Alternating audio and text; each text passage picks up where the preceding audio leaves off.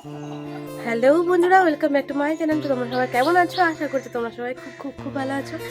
আর হ্যাঁ, আমিও খুব ভালো আছি বলতে শারীরিক দিক থেকে ভালো নেই, কারণ ঠান্ডা লেগেছে, প্রচণ্ড গলা ব্যথা, কথা বলতে সমস্যা হয়ে যাচ্ছে।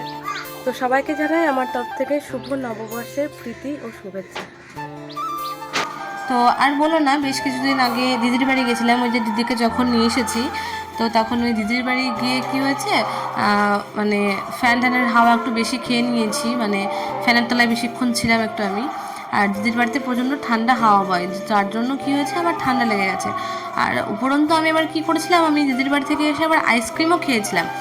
এবার কী হয়, আইসক্রিম খেয়েছি, আর আমার এমনি যে টনসিলের সমস্যা রয়েছে, যার জন্য ওই কারণে কী হয়েছে, আমার যে টনসিলের জন্য আমার কথা বলতে সমস্যা হয়ে যাচ্ছে।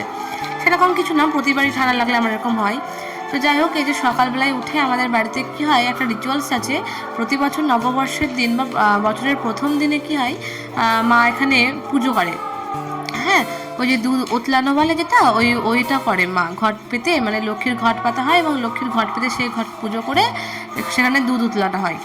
এই যে মা সকালবেলায় ঘুম থেকে উঠে কি করেছে, স্নান টান করার আগে পাপানের, দিদির, মায়ের যত জামা কাপড় ছিল সেগুলো সব ভালো করে কাচাকুচি করে দিয়েছে, যেহেতু নতুন বছর, নতুন কিছু শুরু হতে চলেছে। তাই এবার আমরা সকালবেলায়, যেহেতু এখনও স্নান করিনি, দিদির স্নান হয়ে গেছে, ওই দিন মা আর দিদির সম্ভবত ষষ্ঠী ছিল। তো যার জন্য কি হয়েছে, হ্যাঁ অশোক ষষ্ঠী ছিল সেদিনকে। তো যার জন্য কি হয়েছে, যে সকালবেলায় উঠে সব কাজকাম করা হয়ে গেছে। আর এই যে দেখো, পাপান সোনা তো সেই তখন থেকে মা ওই যে ডিব্বাটাই করে, মানে ওই যে হাতাতে করে দুধ উতলাবে সেইটা নিয়ে তখন থেকে ও ঘুরে বেড়াচ্ছে। ও মাকে করতে দেবে না, ওটা ও করবে। আর মা যদি পুজো করে কখনো সন্ধ্যা সন্ধ্যা করে, তো পাগল করে দেবে। তো এই যে মা প্রথমে আগে দিকে 3টে ইঁট দিয়ে, তারপরে কিছু পাটকাঠি দিয়ে বসিয়ে নিয়েছে। এবার ওই হাতাটার মধ্যে কি করবে, কিছুটা দুধ দিয়ে দেবে, দুধ দিয়ে দেওয়ার পরে তারপরে সেটাকে অল্প সামান্য কিছুটা জল দেবে। জল দেওয়ার পরে এবার ভালো করে জাল করে নিয়ে দুধটা যাতে উতলিয়ে যায়, এরকম ব্যাপার করতে হবে। এবার এটা রিচুয়ালসটার কারণ হচ্ছে, এই মানে দুধ উতলানো যেটা করে, এটা করলে কি হয়, মানে সারা বছর সংসারে সুখ সমৃদ্ধি সমস্ত কিছু কী হয়, উতলিয়ে যেতে পড়ে, তার জন্যই এই নিয়মটা করা। এই যে মা লক্ষ্মীর যে পুজো হয়, সেই পুজোরই একটা দিক বলতে পারো। তো যাই হোক, আমি, দিদি, পাপান তিনজনে সেখানে ছিলাম। তিনজনে অপেক্ষা করছিলাম কখন দুধটা উতলিয়ে উতলিয়ে পড়বে, সেটা দেখবো। আর প্রতি বছর এটা দেখতে আমার খুব ভালো লাগে, যেহেতু নববর্ষর দিন, সেহেতু সব কিছুই নতুন নতুন। আর খুব বছরের একটা দিনই আমাদের বাড়িতে মানে এরকম এই দুধ উতলানো বা এই রিচুয়ালসটা হয়। আর অন্য কোনো দিন এই রিচুয়ালসটা করা হয় না, 3বার করতে হয়। মাকে দেখলাম মা 3বার করলো। তো দিদি যেহেতু এই বাড়িতে আছে, তো ওই বাড়িতে দিদি গিয়ে আর করতে পারিনি, কারণ পাপান যেহেতু অনেক ছোট। তো দিদি পাপানকে নিয়ে গিয়ে ওই বাড়িতে গিয়ে আবার এই কাজটা মানে পাপানকে নিয়ে করা সম্ভব না। তো যার জন্য আমি মা দুজনেই দিদিকে আর ওই বাড়িতে যেতে দিইনি, এই বাড়িতে ছিল, এই বাড়িতে যা হচ্ছে। আর যদি তোমরা আমার পাশ থেকে কোনো ধরনের কোনো শব্দ শুনতে পেয়ে থাকো, এবার যেহেতু আমি ভয়েস ওভার দিচ্ছি, তো শব্দ শুনতে পেতে পারো, কারণ আমাদের পাড়াতে বাসন্তী পুজো হচ্ছে। বাসন্তী পুজো বলতে অনেকেই তোমরা বোঝো যে এটা হচ্ছে বসন্তকালের বুড়িমা, মানে বুড়িমা বলছি, সরি, দুর্গা পুজো। আসলে আমাদের গ্রামে অনেক বড় করে বুড়িমা পুজো হয়, তো বুড়িমা পুজো বেরিয়ে গেছে, সরি।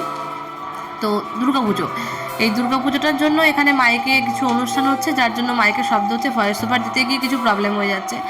তো দেখো এদিকে মা কী করছে, দুধ উতলানো মোটামুটি কমপ্লিট। তো ওখানে ভালো করে ধূপ টুপ দেখিয়ে নিচ্ছে, আর পাপার এদিকে পাটকাঠিগুলো নিয়ে খেলা করছে। মা সন্ধ্যা দিচ্ছে চারিদিকে, ও সন্ধ্যা দেবে, সব কিছু নিয়ে সন্ধ্যা দেখাবে। হ্যাঁ, তো এই যে আমি দিদি দুজনে মিলে একটু ভিডিওগুলো তুলছিলাম, তখন পাপানকে নিয়েছিলাম আমরাই। তো মা এখন সন্ধ্যা টন্ধ্যা দেখানোর মতন করে, যেরকমভাবে বাড়িতে পুজো করা হয়, ঠাকুরকে মিষ্টি জল দেওয়া, শঙ্খ বাজানো, ধূপ ধুন দেখানো, প্রদীপ দেখানো, সবগুলো এখানে করলো। এরপরে মোটামুটি এসব করতে করতে প্রায় অনেকটাই বেলা হয়ে গেছিলো, প্রায় 10টা 11টা। মা পুজো করে উঠে, সেদিন যেহেতু ষষ্ঠী, তো মারা সেরকম আমিষ কিছু খাবে না, যার জন্য নিরামিষ বানিয়েছিল। মা সেদিনকে চাল বা ভাত এই জাতীয় কিছু খেত না, তো তার জন্য ডালিয়ার খিচুড়ি বানিয়েছিল। তো ব্রেকফাস্টে আমরা ওই ডালিয়ার খিচুড়ি সবাই মিলে খেয়ে নিয়েছিলাম। আর আমার খাওয়া দেখে তো, মানে আমি খেতে বসবো, মা আমাকে দিয়েছে থালাতে, সেটা পাপান কেড়ে নিয়েছে চামচ দিয়ে। ও এখন বসে বসে ওটা খাওয়ার চেষ্টা করছে, খেতে তো কিছু পারছে না, উপরন্তু সারা গায়ে হাতে পায়ে মাখিয়েছিল। আমি সেটার ভিডিওতে তুলিনি, দেখলে তোমরাই পাগল হয়ে যেতে ওর অবস্থা দেখে। হাত পা পুরো একদম অবস্থা খারাপ, ওকে আবার স্নান করে দিতে হয়েছিল আমাকে। তো যাই হোক, তারপরে আমি কি করলাম, খাবার দাবার খাওয়ার পরে একটু যেহেতু নববর্ষের দিন বলে কথা, তো নতুন জামা কাপড় না পরলে হয়, দিয়ে তারপরে আমি স্নান করে একটু নতুন জামা কাপড় পরে নিলাম। তো এইটা আমার মানে নতুন কাপড় ছিল বাড়িতে। হ্যাঁ, আর আমাকে জামা দিয়েছে বলতে নববর্ষের নতুন দিনে আমার বাবা আমাকে একটা জামা দিয়েছে। তো তোমরা কে কে নতুন জামা পরলে আর কী নতুন জামা পরলে একটু আমাকে জানিও। আর আজকের ব্লগটা আমি এখানে শেষ করছি। আজকের মতো সবাইকে টাটা, আর ভালো লাগলে চ্যানেলটি সাবস্ক্রাইব করে দিও। বাই।